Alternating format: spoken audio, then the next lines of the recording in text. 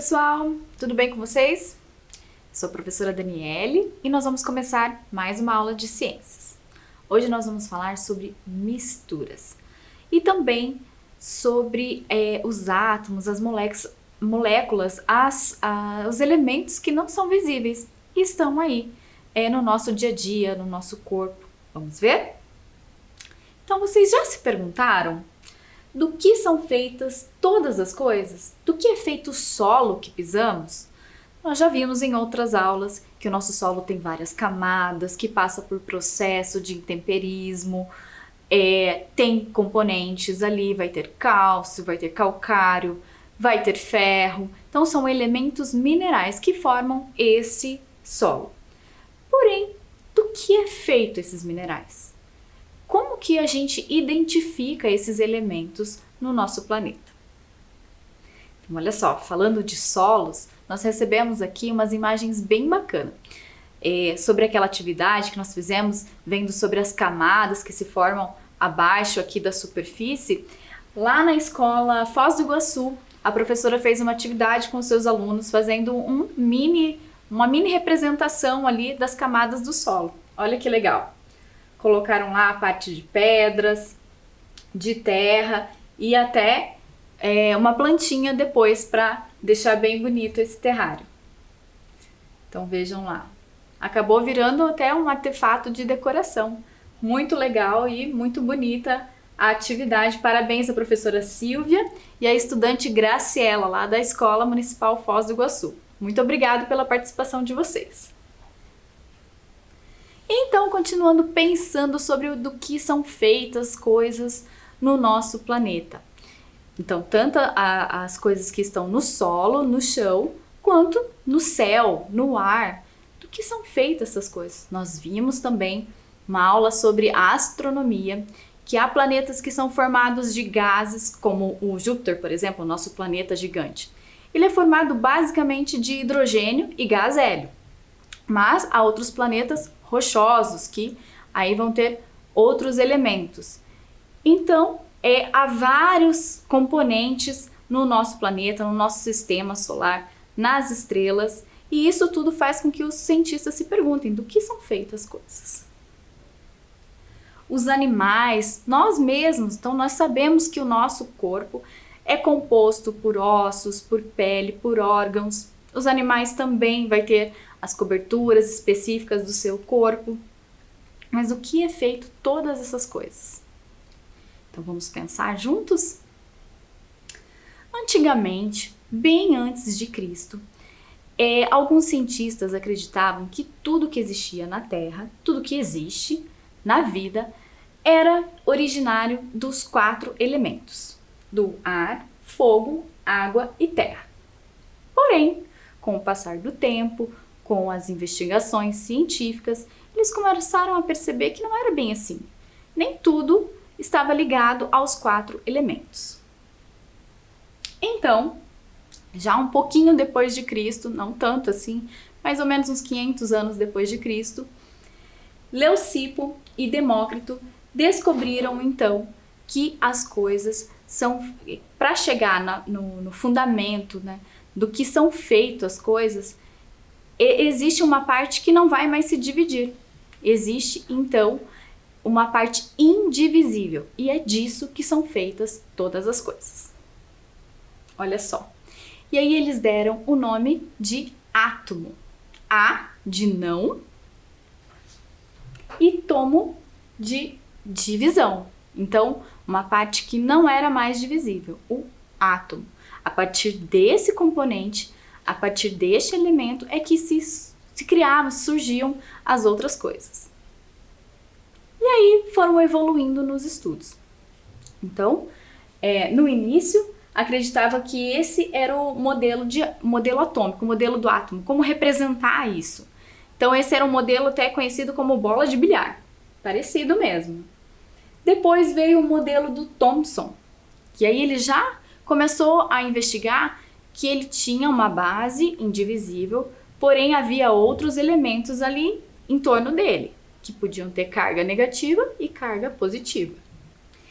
Esse modelo foi chamado também de pudim, de prótons e nêutrons. Também lembra um pudim, né, o formato dele. O modelo de Rutherford já é um modelo planetário, então ele já descobriu que havia ali um movimento, essa carga elétrica, essa carga de positividade e negatividade estava em movimento.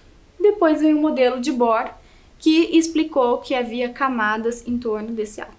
Então pense, de tudo que existe uma parte bem pequenininha que não se divide mais, que é o átomo, e ainda dentro dele existe a carga positiva e negativa, uma dinâmica de camadas que vai se juntando a outros átomos, formando as moléculas, formando as substâncias e os elementos que nós conhecemos. Por último, o modelo atômico quântico, que seria essa dinâmica mesmo, um elemento que está sempre em movimento.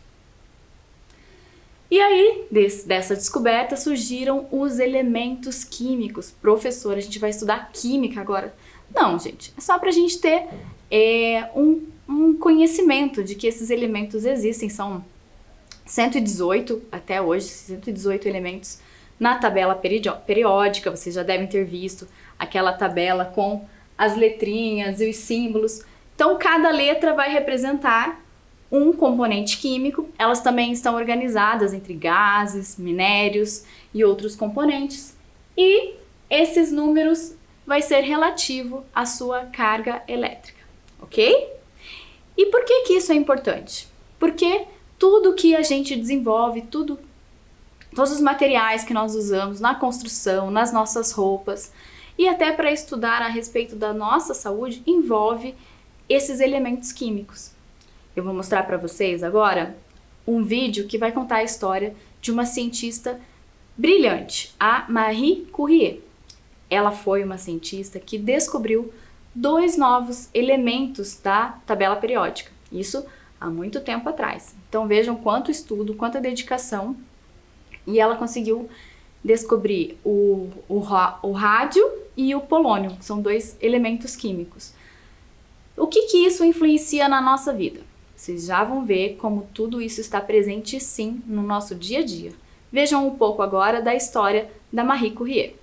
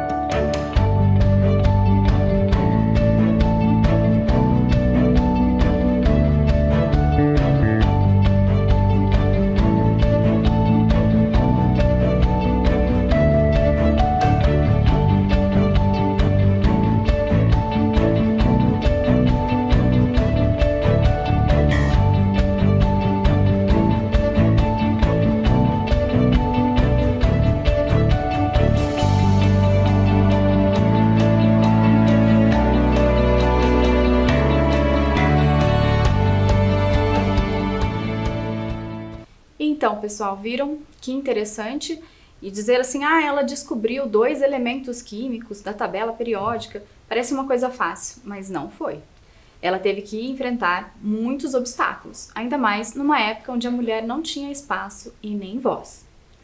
Ela cresceu em um país onde as mulheres não eram aceitas em universidades. E também passavam por períodos de conflito, muito próximo às guerras. Então, ela teve que sair do seu país para poder estudar e, mais tarde, ela foi desenvolver aí as pesquisas, ganhando um prêmio Nobel. Então, esse prêmio é de notação mundial. Pouquíssimas pessoas recebem mesmo, porque é feita uma descoberta científica que traz um benefício à sociedade. Então, depois de descobrir a radioatividade, que ela mesma batizou com esse nome, ela adaptou uma radiografia móvel que foi utilizada na Primeira Guerra Mundial. Então, para atender ali os feridos, os soldados na guerra, foi utilizado esse conhecimento dela. Então, vejam como toda essa pesquisa, toda essa investigação faz parte do nosso dia a dia. Uma curiosidade interessante também é que até hoje, se você quiser visitar pegar nos manuscritos dela, os textos, os trabalhos dela, você tem que aceitar, assinar uma autorização e usar uma roupa anti-radioatividade, de tão impregnado de radioatividade estão os objetos dela. Inclusive os restos mortais dela estão num caixão de chumbo. Por quê? Enquanto ela pesquisava, ela teve muito contato com essa química. E naquele tempo ela não sabia os efeitos colaterais. Então, que ao longo do tempo é que foram descobrindo que a radioatividade faz um efeito prejudicial à saúde. Por isso que hoje vocês veem lá na hora de tirar o raio-x, tem toda uma proteção, tem todo um equipamento. Então, olha só, isso graças a Marie Curie lá no passado. Vejam só. E depois ainda ela enfrentou muita coisa, depois de ser casada, o prêmio não era bem dedicado a ela, daí teve que lutar para ser reconhecido que foi ela também que pesquisou, e tudo isso valeu muito a pena. Então ela trouxe muita contribuição para a sociedade e fica aí como uma inspiração. As mulheres até hoje são em menor número no campo científico. Então se você tem vontade, tem curiosidade, vai estudar, se torne uma cientista, porque nós precisamos mesmo de mais representatividade. E continuando então, todos os elementos vão estar aí na natureza. Olha só, os pregos, então eles vão ter vários átomos de ferro. O ouro, então vários átomos de ouro. E aqui vocês vão ver, olha, aquela letrinha é que representa o elemento químico. O carvão, que vai ter vários átomos de carbono, o mercúrio com vários átomos de mercúrio.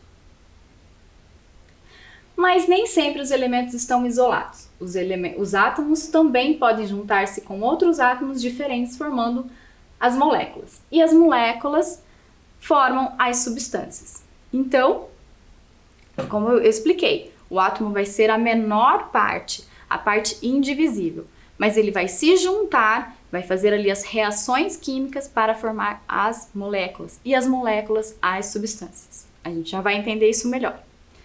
Olha só, dois átomos de hidrogênio. Nós vamos ter lá HH, mais um de oxigênio. Que nós vamos ter uma molécula da água, tá? Então, por isso que a gente fala H2O, dois pedacinhos de hidrogênio e de oxigênio. O oxigênio, gente, o oxigênio está em tudo, tá presente no ar, tá livre, aí porque a gente precisa, para que a gente respire, a gente, os animais, as plantas. Então, como que é possível colocar o oxigênio em cilindros? Nós vimos até no momento crítico da pandemia, em que foi necessário ter cilindros de oxigênio para as pessoas que estavam precisando, e houve uma correria, inclusive aqui no nosso país, porque esse abastecimento ficou comprometido. Então, como que é feita esse envasamento, colocar o oxigênio dentro do cilindro? Então, ele passa por todo um processo. Por isso que aí a química é importante. A química e a física vai mudar o estado desse oxigênio e vai purificar. Então, esse oxigênio que está lá nos cilindros é o oxigênio medicinal. Então, ele vai ser já diferente desse que a gente percebe no nosso ambiente. Ele vai ser puro, ele vai ser completamente purificado, sem nenhuma poluição, sem nenhuma interferência do ambiente. Vejam agora esse vídeo que vai explicar um pouquinho melhor como é que é feito esse processo. Olá pessoal, tudo bem? Este é o canal Tubepédia, a sua enciclopédia no YouTube. O assunto de hoje é química. Em química hoje vamos falar sobre como é produzido o oxigênio hospitalar ou medicinal. Esse vídeo está sendo gravado e publicado em janeiro de 2021. Então, se você está assistindo esse vídeo no futuro, talvez a situação já tenha se normalizado, em especial no estado do Amazonas, onde muitas pessoas contaminadas com Covid-19 estão morrendo por falta de oxigênio. Mas talvez você esteja se perguntando, no ar que nós respiramos, não tem oxigênio? Sim, tem oxigênio, mas a concentração de oxigênio no ar que respiramos é de aproximadamente 21%. Por isso, quando uma pessoa está com o seu sistema respiratório comprometido, ela vai precisar de uma dose, podemos assim dizer, maior de oxigênio. Então, como esse oxigênio medicinal, que tem um teor maior de oxigênio em relação ao ar que respiramos, é produzido? Ele é produzido através de um processo industrial onde é extraído o oxigênio puro. O ar é captado da atmosfera, sendo filtrado, comprimido e resfriado. Depois desse processo inicial, ele passa por uma purificação, onde são retirados elementos contaminantes. Após, em uma torre de destilação, os gases nitrogênio, argônio e oxigênio são separados. Depois desse processo, o oxigênio pode ganhar a forma líquida ou gasosa, sendo armazenado em tanques, onde depois será transportado em cilindros ou caminhões especiais. Interessante o processo de produção do oxigênio medicinal ou hospitalar, não é mesmo? Se gostou desse vídeo, não deixe de dar um joinha e de compartilhar com seus amigos nas redes sociais. O canal Tubipédia também está no Instagram. Siga a gente lá, @canal Tubipédia. Ah, e não se esqueça, se ainda não se inscreveu no nosso canal, clique aqui embaixo em inscrever-se e ative o sininho para receber as notificações. Muito obrigado por sua atenção e até mais!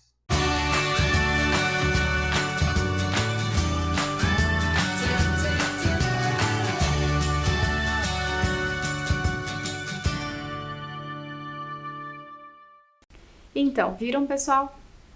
Quando o oxigênio é resfriado, ele muda o estado, passa ali por algumas transformações e é possível colocá-lo no cilindro. Então, foi muito importante também nesse período de pandemia. E ainda é muito utilizado para as pessoas que têm ali alguma dificuldade, alguma restrição respiratória, porque esse ar vai ser puro, vai ser o oxigênio ali entrando no pulmão para reagir, reanimar qualquer insuficiência que esteja acontecendo. Então, para simplificar, para a gente ilustrar essa separação do oxigênio, essa percepção do oxigênio, eu trouxe aqui para vocês hoje um pequeno experimento, onde nós vamos usar batatinha, então um experimento simples, batata cortada, você pode deixar até uma meia batata aqui, e aí nós vamos utilizar também água oxigenada, e aí nós vamos ver a reação e a separação desses dois componentes, a água oxigenada, a água e o oxigênio. Então, vou jogar aqui um pouquinho. E a gente já vai perceber a reação. Leva alguns segundinhos. Esse processo também representa um processo de decomposição, que é a liberação do oxigênio do elemento, né? No caso aqui, a batatinha. Então, no processo de decomposição acontece isso também. O oxigênio vai sendo liberado e aí ela vai desmanchando. E aqui a gente já consegue notar, ó, tá vendo? Então, a presença do oxigênio e da água, que a batatinha também tem bastante água. E dentro da batata, que é um tubérculo, a gente percebe o oxigênio. Eu vou mostrar um outro que está aqui há mais tempo também. Olha só. Esse aqui a gente já vê toda uma espuma aqui da reação que ela fez. O ideal também, se você quiser representar aí na sua casa, com algum familiar, só para verificar essa experiência, é deixar um bom tempo ali para você observar. Olha só, se você observar bem, as bolinhas estão ainda em fermentação, estão ali explodindo e se formando. É bem interessante e bem simples, você só precisa da batata e da água oxigenada. Tá certo? Vou deixar mais um pouquinho para vocês observarem e a gente já volta.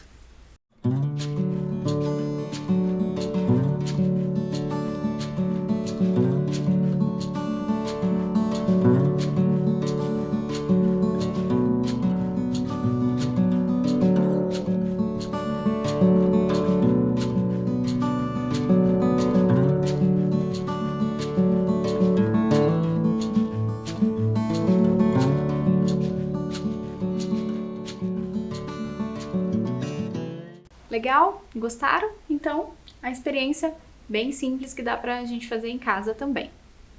E continuando. Então, nós temos aí substâncias diferentes. Nós vamos ter, então, as substâncias simples, vão ser puras. Então, de apenas um componente, um elemento, como o ouro, o oxigênio e o hélio. E nós vamos ter também as substâncias compostas. Então, como eu tinha mostrado para vocês já anteriormente. A água, por exemplo, ela é composta por duas partes de hidrogênio e o oxigênio. Então, H2O. O sal de cozinha também, olha só, ele vai ter o cloreto de sódio. Então, ele vai ter ali o Na, que é o sódio, e o cloreto, que é o Cl aqui representado. Então, lembram lá. Então, os elementos que nós conhecemos, tudo que nós temos aqui, vai ter átomo. Os átomos vão se juntar e vão formar as moléculas vão se juntar e formarão as substâncias. Vamos então para os nossos primeiros registros. Coloquem lá no caderno de vocês a data de hoje, ciências, e vamos anotar. Para não esquecer, os átomos formam as moléculas formam as substâncias constituem os que existem no nosso planeta e no nosso universo. Será que vocês vão se lembrar? Vou deixar um tempo, então, para vocês completarem e a gente já volta para corrigir.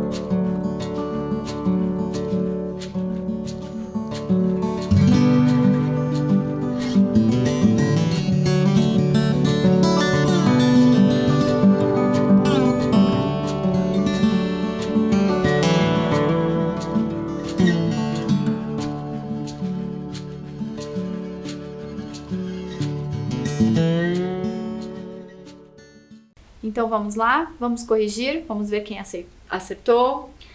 Os átomos formam as moléculas, então é o conjunto de átomos. As moléculas vão formar as substâncias. As substâncias constituem os materiais, tudo que é matéria, tudo que existe no nosso planeta e no nosso universo, certo? Então, corrigiram? Muito bem, vamos continuando então. Você sabe qual é a ciência que estuda os átomos, as moléculas, as substâncias, as misturas e as transformações que acontecem na natureza? Então, tudo que a gente já vinha falando. Tudo isso compõe o nosso planeta e o nosso universo, e a ciência que detalha isso, que vai aprofundar esse conhecimento, qual será? Já falei para vocês. Vamos ver quem se lembra. Então, olha lá, que vai estudar até a composição da água, como que ela se modifica, o que acontece nessa junção de moléculas. É a química, certo? Então, como a gente viu, a Marie Curie, aquela cientista, ela ganhou 2 prêmios, um de física, um na área da física e outro na área da química, tá certo? Então, o que é a química? A química é a ciência que estuda a natureza da matéria, os átomos, as moléculas, substâncias, as transformações. Ela está presente em nosso dia a dia, em todos os materiais à nossa volta e em todos os seres vivos. Ai, professora, mas eu não quero estudar química. A gente não precisa estudar, mas a gente precisa saber que ela está presente no nosso cotidiano mesmo e faz parte de tudo que tem na nossa vida. Então, é importante sim, e às vezes até nos ajuda aí em algumas resoluções práticas com relação ao nosso dia a dia. Olha só, então lá também nas plantas vai ter sempre uma reação química, fotossíntese, a planta vai liberar o oxigênio, então ela limpa, faz um processo de limpeza do ar pra gente, tá certo? Um pouquinho da história dessa ciência então. Em 1789, o francês Antoine Lavoisier revolucionou a química com a publicação do seu livro Tratado Elementar da Química. Ele reproduziu os experimentos de Scheele e Priestley, outros cientistas, e sua interpretação dos resultados foi diferente. Segundo ele, o resultado do experimento era um tipo de gás, que ele chamou de oxigênio. Então, de onde surgiram esses nomes? Então, geralmente tem a ver ali com o cientista que estudou. O polônio, por exemplo, que é o elemento que a Marie Curie descobriu, ela batizou de polônio devido ao seu país de origem, a Polônia. Você notou que as misturas estão presentes no nosso dia a dia? Então, tudo que a gente faz tem um pouquinho da química. E nas coisas muito simples, para preparar um bolo, nós fazemos ali uma mistura, nós acrescentamos os ingredientes. A cada ingrediente novo, a gente tem que verificar a textura, o ponto da massa, a fermentação, tudo isso é um processo químico. Na construção, o concreto das calçadas e construções, então a mistura de elementos de areia, de cimento, de cal, tudo isso, pedras, então tudo isso também. Então vejam lá, vai entrar os componentes químicos, as rochas que são minérios e ali na mistura vai gerar uma outra matéria que aí vai construir quase tudo que a gente tem na nossa vida, calçadas, casas, está presente em tudo. E uma outra matéria, um outro artefato muito presente na nossa vida é o vidro. Você já parou para pensar do que é feito o vidro? E como que descobriram que o vidro podia ter tantos formatos, como que ele poderia ser tão bem utilizado na nossa vida cotidiana? Então o vidro, gente, é uma matéria descoberta há muito tempo atrás, desde lá dos egípcios. E com esse processo químico, com esse avanço do manuseio do vidro, ele foi cada vez se tornando mais fácil para embalar alimentos, bebidas, usado também na construção, nos veículos. Então veja, um processo longo, o vidro ele passa por várias etapas para chegar nesse formato que a gente conhece hoje, só que ele é super prático e super utilizado na nossa vida no mundo todo. Inclusive para as donas de casa é um componente bem indicado para armazenar os alimentos, pois ele não fica com cheiro, não fica com cor, então ele é mais indicado do que inclusive alguns potes plásticos aí, tá? Então vou mostrar para vocês como é que é feito o vídeo. Prestem atenção nesse vídeo, é bem interessante. Ele vai mostrar até as lâminas do vidro como que é fabricado. Não precisa ajustar sua televisão. O que você está olhando é difícil de ver. Aqui em O Segredo das Coisas, nosso trabalho é explorar as coisas do dia a dia à nossa volta e como elas surgiram. Então vamos começar deixando uma coisa muito clara. Fazer uma placa de vidro é tudo, menos simples.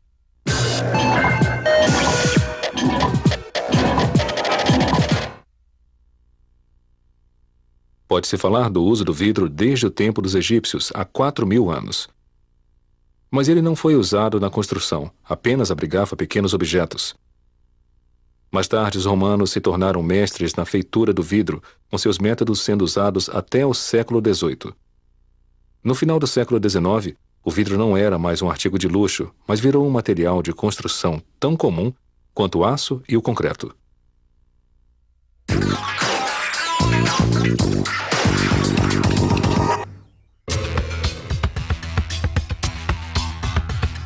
A placa de vidro é feita de várias matérias-primas misturadas com um pouco d'água. Estas matérias são sílica, carbonato de sódio, dolomita, pedra calcária, nefelina cienítica e borra preta.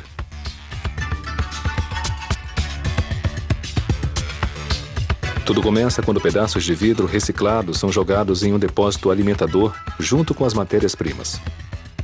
Tudo será derretido.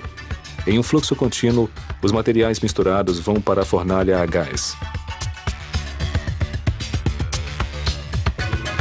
A temperatura dentro da fornalha é de 1.500 graus centígrados. Ela contém 1.500 toneladas de vidro derretido. São usadas 500 toneladas todo dia. Nesta câmara regeneradora, o ar de combustão é pré-aquecido a 1.000 graus. Os materiais da mistura começam a se fundir e o vidro derretido é mexido. O homogeneizador mistura o vidro para igualar a temperatura. Ela será despejada em algumas horas. Na indústria do vidro, esta máquina se chama cilindro superior. O vidro é despejado em um banho de estanho líquido, no qual flutua. Mole como caramelo, ele é moldado em forma de fita. Todo o equipamento do banho de estanho é resfriado à água para que não se quebre com o calor. Saindo do banho, o vidro está a 600 graus. Ele deve ser resfriado de novo, e esta unidade é usada para fazer isso.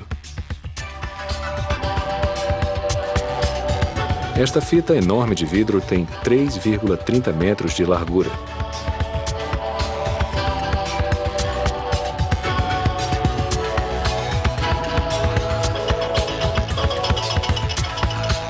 A fita de vidro rola suavemente sobre os cilindros, esfriando gradualmente ao longo do percurso.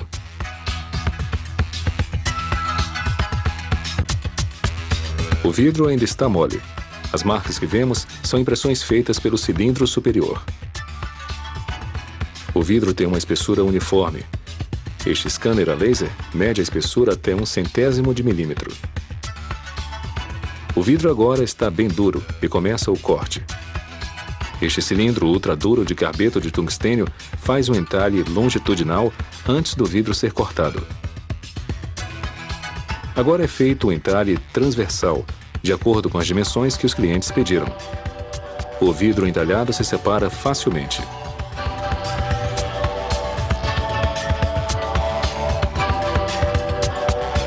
As tiras de vidro são separadas e continuam ao longo da esteira.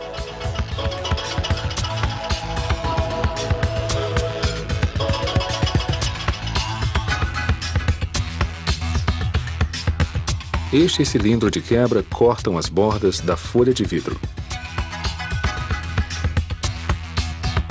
As peças que sobram caem no chão em uma calha. Mais tarde, elas serão recicladas.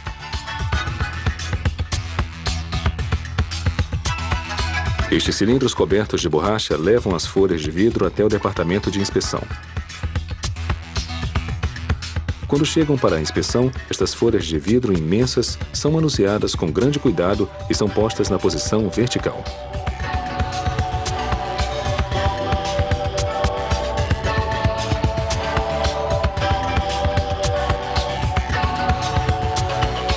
O vidro é inspecionado com lâmpadas fluorescentes para ver se há falhas.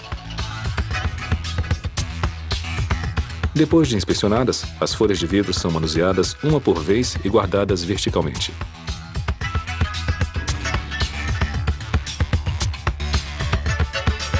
Fazer vidro levou vários dias de trabalho. Ele agora está pronto para ser entregue. A fusão do calor transformou ingredientes sólidos em vidro transparente.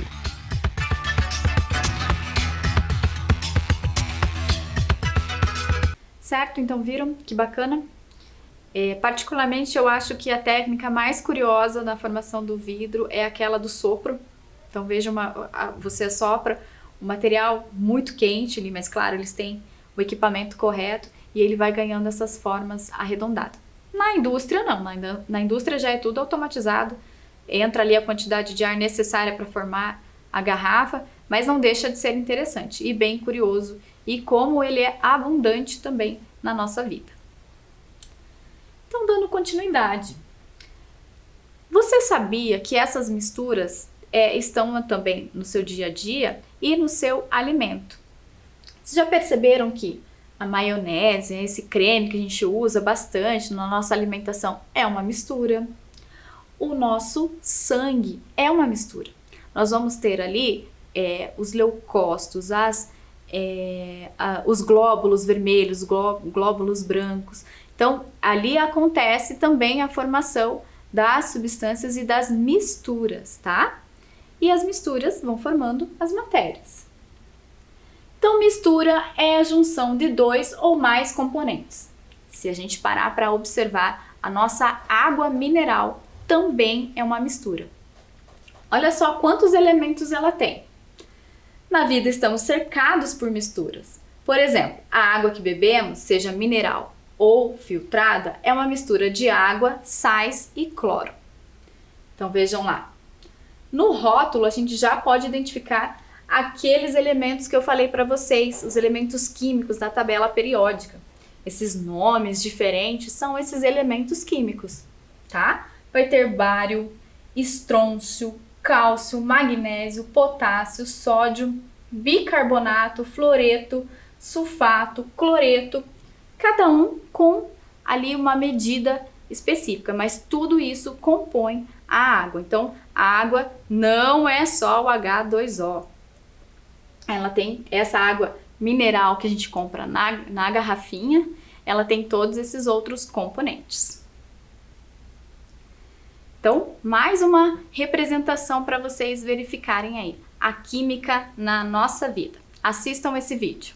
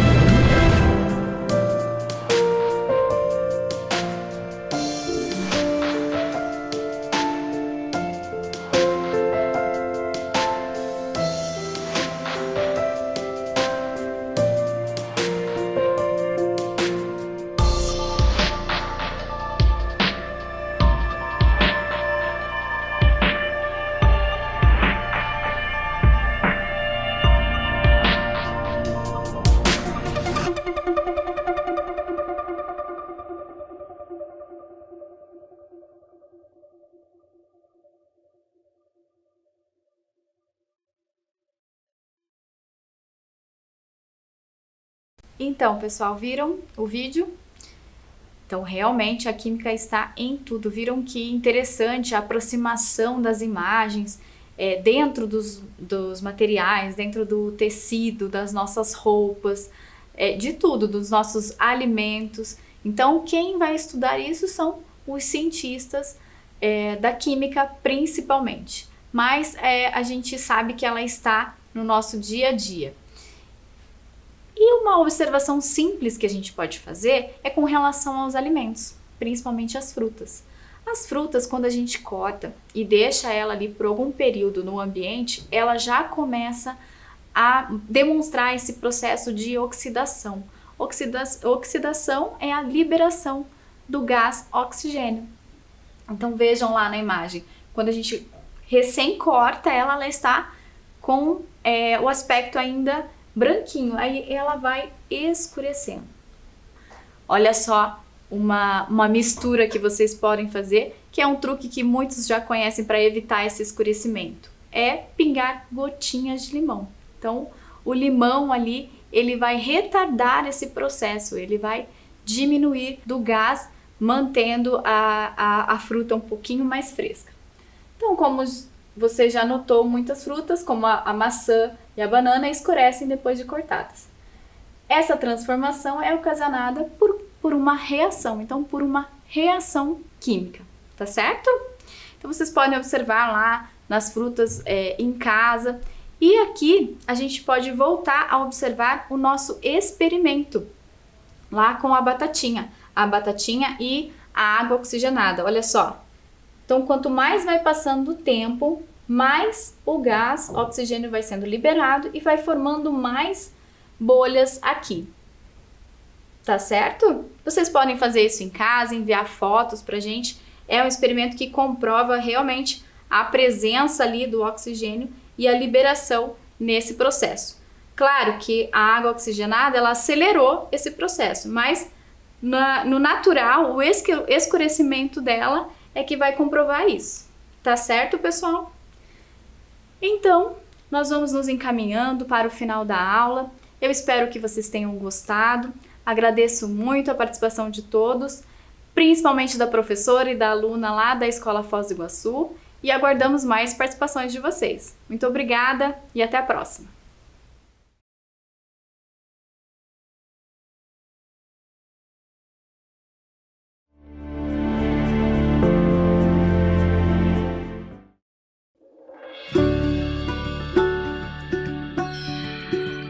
Gente, se preparem, porque hoje o conteúdo vai ser especial. Com vocês, jeito de demonstrar carinho na pandemia.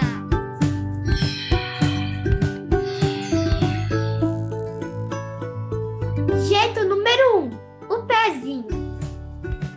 Não é lá muito afetivo, mas já é um clássico. Jeito número 2. O autoabraço à distância. O segredo é abraçar você mesmo como se estivesse abraçando o outro.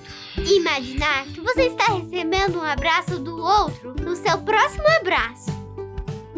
Deu para entender?